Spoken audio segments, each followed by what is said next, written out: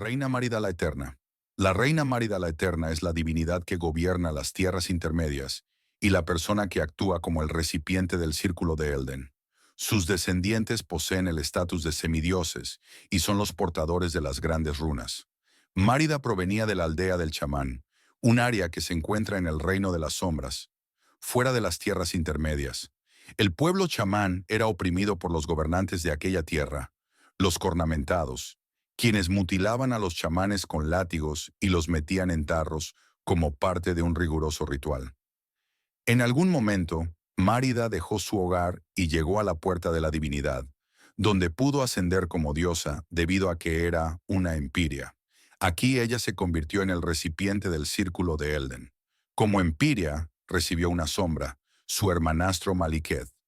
Márida libró una guerra contra los cornamentados con un ejército liderado por su hijo Mesmer.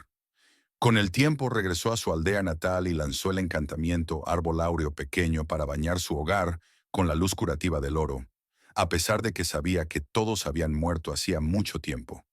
Márida nunca más regresó a casa, pero dejó a Mesmer en el reino de las sombras para continuar con su genocidio de los cornamentados. Márida se convirtió en la reina de las tierras intermedias. Deseando un mundo libre de muerte escrita, eliminó la runa de la muerte del círculo de Elden, e hizo que su sombra, Maliketh, la protegiera, estableciendo así la Orden Dorada. Márida tomó como consorte a Godfrey, quien se convirtió en el primer señor del círculo. Al principio todo estaba en oposición al Árbol Áureo, pero con Godfrey a la cabeza de sus ejércitos, Márida perseveró y el Árbol Áureo reinaría como la encarnación de la propia Orden Dorada.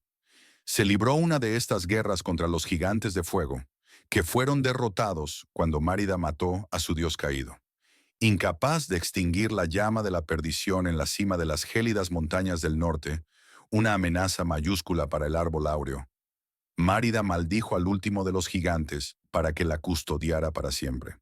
Los monjes ígneos, que habían luchado del lado del Árbol Áureo durante la guerra contra los gigantes de fuego, también se quedaron atrás para vigilar la llama, algunos de los cuales cayeron bajo el hechizo del fuego y comenzaron a adorar al dios del fuego.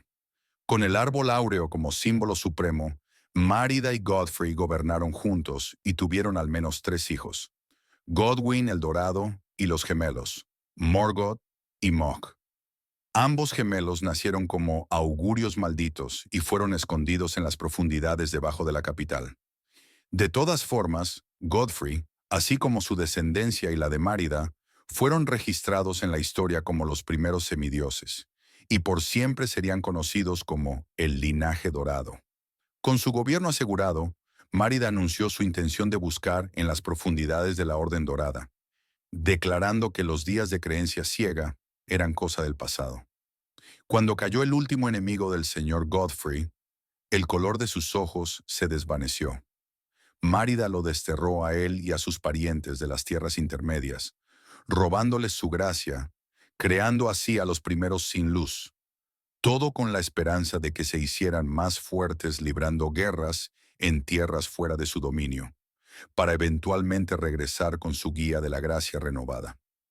Después de desterrar a Godfrey de las tierras intermedias, Márida tomó a Radagón como segundo esposo y rey consorte, convirtiéndolo en el segundo señor del círculo. Radagón ya tenía 3 hijos con la reina Renala de la familia real cariana, y después de su unión con Márida, estos fueron aceptados como semidioses adoptivos. Márida y Radagón tuvieron 2 hijos propios, los gemelos Malenia y Miquela, quienes, al igual que Márida y la hija de Radagón, Rani, eran empirios, sucesores potenciales de Márida. Sin embargo, Radagón y Márida eran en verdad el mismo ser. De hecho, Radagón había sido descrito como la otra mitad de Márida. Así, debido a que los gemelos eran hijos de una misma deidad, sufrieron dolencias de nacimiento. Malenia albergaba la putrefacción roja en su interior, y Miquela fue maldecido con la infancia eterna.